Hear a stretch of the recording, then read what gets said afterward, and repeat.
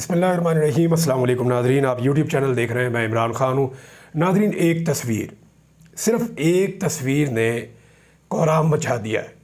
एक तस्वीर से हर शय उड़ गई है, सारे प्रोग्राम बढ़ गए, सारे मंसूबे खाक में मिल गए सिर्फ़ एक तस्वीर में। अब आप अंदाज़ा करें कि जिस आदमी की एक तस्वीर इस निज़ाम पर इतनी भारी पड़ रही है, वो आदमी ख़ुद क्या होगा।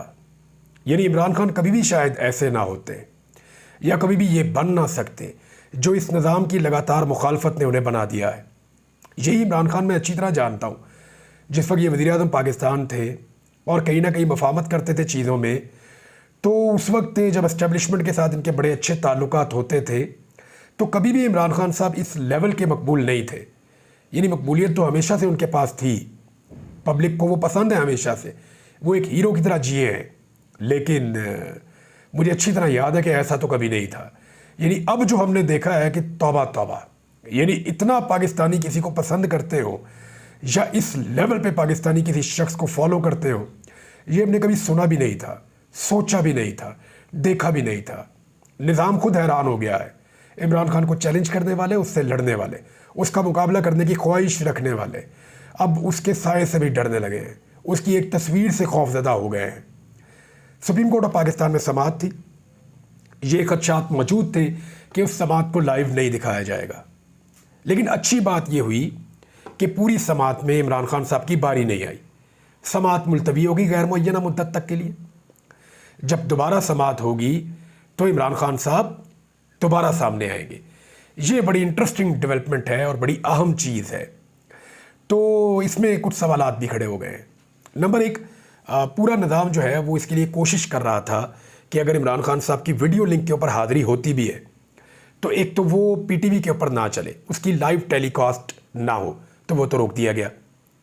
उसके बाद दूसरी जो चीज़ थी वो ये थी कि लाइव टेलीकास्ट रोकने के अलावा इमरान खान साहब जो हैं वो दिखाई भी ना दे, कोई कैमरे से, कोई मोबाइल से, किसी और चीज़ से इमरान खान साहब की रिकॉर्डिंग करके बाहर ना ले जाए। फिर जैसे ही समाअत शुरू होती है तो एक छोटी सी स्क्रीन, लैपटॉप नमा, उसके ऊपर जो है वो इमरान खान साहब नज़र आ रहे हैं और उस सिस्टम के पीछे साकिब बशीर साहब खड़े हैं, दीगर सहाफ़ी भी वहाँ पे मौजूद हैं। तो इमरान खान साहब की वो फ़ोटो किसी ने ली और लेने के बाद उसको लीक कर दिया। पहले नाम आया शौकत बसरा साहब का, लेकिन उसके बाद फिर उन्होंने कहा जी मैं नहीं हूँ, मैं होता तो ज़रूर बता देता, ये कोई और है। तो तब से लेकर अब तक पूरा निज़ाम मिलकर या सुप्रीम कोर्ट ऑफ पाकिस्तान की जो इंतज़ामिया है वो उस शख्स को ढूंढने की कोशिश कर रहे हैं जिसने इस तस्वीर को वायरल किया है। ये एक तस्वीर ने तहलका मचाया है।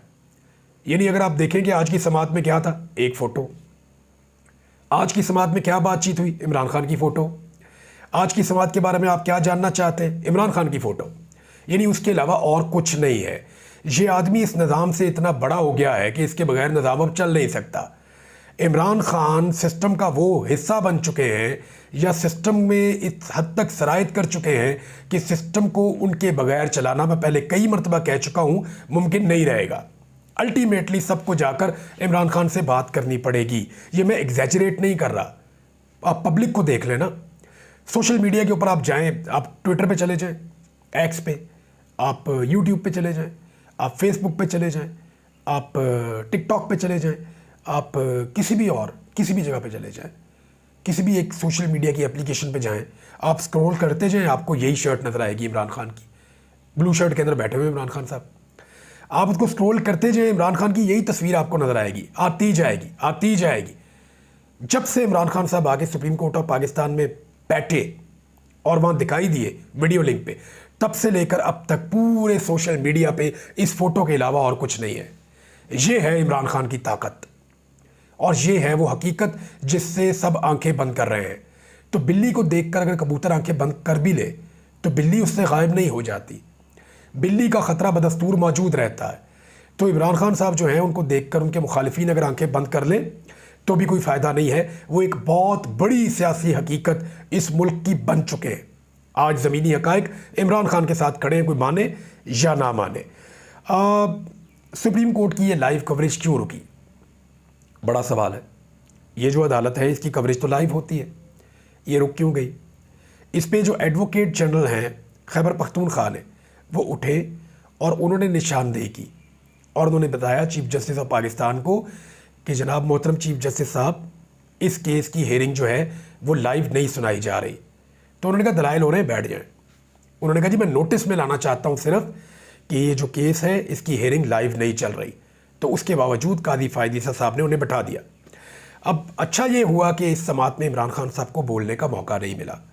अब पाकिस्तान तहरीक इंसाफ या दीगर वकला या सुप्रीम कोर्ट ऑफ पाकिस्तान के पास कम से कम ये तो एक बहाना नहीं होगा सबके पास कि जनाब उस दिन की हेयरिंग थी, इमरान खान साहब बोल के चले गए, तो बाद में हमने नोटिस ले लिया कि जनाब इमरान खान साहब को आपने लाइव क्यों नहीं दिखाया या सुप्रीम कोर्ट की प्रोसीडिंग को लाइव क्यों नहीं दिखाया। तो आज की प्रोसीडिंग लाइव नहीं दिखाई गई, इसके ऊपर बाकायदा एक्शन लिया जा सकता है। अगली जो प्रोसीडिंग होगी उसमें इमरान खान साहब होंगे या नहीं होंगे, उस पर भी अदालत ने कहा कि जी इमरान खान साहब लाइव दोबारा बैठेंगे और ऑनलाइन शमूलियत करेंगे अगली समात पे भी।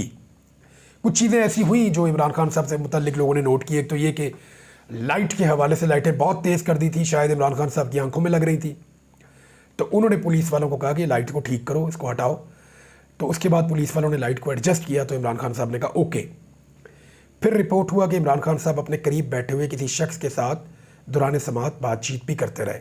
फिर एक रिपोर्ट ये भी हुआ कि कादी फ़ायद ईसा साहब ने जब ये कहा कि इमरान खान साहब से हम इसके जवाब लेंगे, तो कादी साहब ज़ेरे लब मुस्कुराए और इमरान खान साहब भी मुंह पर हाथ रख के मुस्कुरा दिए। तो ये है जी इमरान खान साहब की आज की टोटल समात। और जो तस्वीर उनकी आई है उसमें उन्होंने अपना हाथ, वो जो एक उनका अंदाज़ है, उन्होंने अपने मुंह के ऊपर रखा हुआ है और सिर्फ एक तस्वीर ने कोराम मचा दिया है। अब देखना ये होगा कि क्यों इतना दबाव था कि ये कवरेज लाइव नहीं हुई। कादी साहब तो फरमाते हैं कि उनके दौर में दबाव नहीं होता, लेकिन ये दबाव की एक मिसाल रोज़ाना जब से उन्होंने ये स्टेटमेंट दिया ना कादी साहब ने कि मैं जब से चीफ जस्टिस हूँ तब से कोई दबाव नहीं आया, उस दिन से लेकर अब तक रोज़ाना कुछ ना कुछ ऐसा होता है जिस पे दोबारा बताना पड़ता है कि ये एक और दबाव आ गया, ये एक और दबाव आ गया, ये एक और दबाव आ गया। तो कादी फ़ायद ईसा साहब ने जब से ये स्टेटमेंट बोला तब से दबाव शायद या तो बढ़ा दिया गया है या लोग दबाव को महसूस ज़्यादा कर रहे हैं और उसको रिपोर्ट ज़्यादा कर रहे हैं। ये समात गैर मुअय्यना मुद्दत के लिए मुलतवी है, पता चल जाएगा कब दोबारा समात होगी और इमरान खान साहब दोबारा कब आएंगे सुप्रीम कोर्ट ऑफ पाकिस्तान में वीडियो लिंक के ज़रिए से। और जब कादी फ़ायद ईसा साहब ने उनकी अवेलेबिलिटी का जानना चाहा उनके वकला से, तो अतर मंडला साहब ने कहा वो तो अडियाला जेल में ही है, वो कहीं नहीं जा रहे। तो इस पर पूरी अदालत जो है वो कहकों से गूंज उठी और इमरान खान साहब को पता है कि वो भी इधर बंद रहेंगे केसेस में। उनको आइडिया है कि अगले चंद महीने वो बाहर आने वाले नहीं हैं। उन्होंने अपनी बहन को ये बात बताई भी है कि ये इन केसेस के अंदर इनको खींच कर ले जाएंगे मेरे केसेस को जून तक, और जून में जो है वो मामला चला जाएगा, फिर मेरे खिलाफ फैसला दे देंगे जून में, और जब हम हाई कोर्ट में अपील करने जाएंगे तो फिर जून में अदालतों की छुट्टियां हो जाएंगी, जजेस चले जाएंगे। तो इस तरह ये गर्मियों का टाइम मेरा जेल के अंदर गुजारेंगे। लेकिन फिर जैसी ही अदालतें खुलेंगी दोबारा केसेस लगेंगे और दोबारा इमरान खान साहब की अपीलें आएंगी। तो उस बुनियाद पर इमरान खान साहब को लगता है कि सितंबर अक्टूबर तक वो अभी अंदर रहेंगे, और सितंबर अक्टूबर तक वैसे भी बहुत सारी चीज़ें बदलने वाली है। इमरान खान साहब की जो एक तस्वीर लीक हुई उस पर एक इंक्वायरी भी चल रही है, और जो बड़ी स्क्रीन होती है अदालत के अंदर उस पर से इमरान खान साहब को हटाकर, क्योंकि सारों का फोकस आज इमरान खान पे ही था, सब लोग इमरान खान की तरफ इशारे कर रहे थे, उधर ही देख रहे थे, ना कोई सुन रहा था ना कोई देख रहा था सुप्रीम कोर्ट ऑफ पाकिस्तान की कार्रवाई को। सब इमरान खान को देख रहे थे और इमरान खान को देखना चाह रहे थे, बल्कि चेमगोइयाँ और सगोशियाँ भी हो रही थी। तो जो बड़ी स्क्रीन है उसको हटाकर छोटी स्क्रीन पे इमरान खान साहब को मुंतकिल किया गया। तो इमरान खान साहब को छोटी स्क्रीन पे रखें या बड़ी स्क्रीन पे रखें, उसका कद सबसे बड़ा है पाकिस्तान की सियासत में, ये सबको मानना पड़ेगा। नाज़रीन, इमरान खान के नज़र आने के बाद पाकिस्तान के मुख्तलिफ इलाकों में लोग निकले और उन्होंने जश्न मनाना शुरू कर दिया कि हमारा लीडर ठीक ठाक है। यानी इमरान खान को सेहत और तंदुरुस्त देखने के बाद और उनको खैर आफियत के साथ देखने के बाद लोग निकले, ख़ास तौर पे खैबर पख्तूनख्वा में। उन्होंने जनाब मिठाइयाँ खाना शुरू कर दी, मिठाइयाँ बांटना शुरू कर दी और जश्न मनाना शुरू कर दिया। तो इस तरह के मनाजिर भी सामने आ रहे हैं। तो ये एक आदमी की तस्वीर है जो इस मुल्क में इस लेवल पे चीज़ों को ले जाती है। अगर वो ख़ुद आदमी अब बाहर आ जाता है, देखें इमरान खान के पास सारा कुछ था, वो बोलता भी बहुत कमाल था, वो वज़ीर आज़म पाकिस्तान भी रहा था, वो आम आदमी की नफ्स पे भी हाथ रखता था, वो दलेर भी था, वो पॉइंट ऑफ व्यू भी पब्लिक ओपिनियन के मुताबिक लेता था। हर चीज़ सियासी नुक्ता नज़र से उसके पास मौजूद थी। एक करैक्टर भी था, दलेर भी था, लेकिन जिस एक चीज़ की कमी थी वो जेल काटना था। तो इमरान खान ने जेल भी काट ली और बहादुरों की तरह काट ली। अब एक पूरी प्रोडक्ट आपके सामने मौजूद है। मौजूदा दौर में आप एक लीडर के अंदर जितनी चीज़ें तलाश करते हैं वो सारी आपको इसमें मिल जाती हैं। तो अब जो है वो इमरान खान साहब बाकी तमाम लीडरों से लीड ले गए। आज कुछ तस्वीर शेयर हुई, मैंने भी इसको एक रीट्वीट किया कि जब नवाज शरीफ जेल में थे तो अस्पताल में, जरदारी साहब जेल में थे तो अस्पताल में, शहबाज शरीफ साहब जेल में थे तो अस्पताल में, शर्जील इनाम मेमन जेल में थे अस्पताल में, हमजा शहबाज इलाज चल रहा है, मरियम नवाज बीमार हो गई। जो बंदा भी इनका जेल गया वो बीमार हुआ। डॉक्टर आसिम बीमार, इसहाक डार बीमार, जो बंदा इनका पकड़ा जाता है फ़ौरन बीमार हो जाता है। ये रवायती पॉलिटिकल पार्टीज़ का एक खासा है। और एक तस्वीर इमरान खान की आई है जेल से, मज़े से बैठा हुआ इंतज़ार कर रहा है अपनी बारी का। आज तो बारी नहीं आई, अगली पेशी पे इमरान खान साहब की बारी आएगी तो पता चलेगा।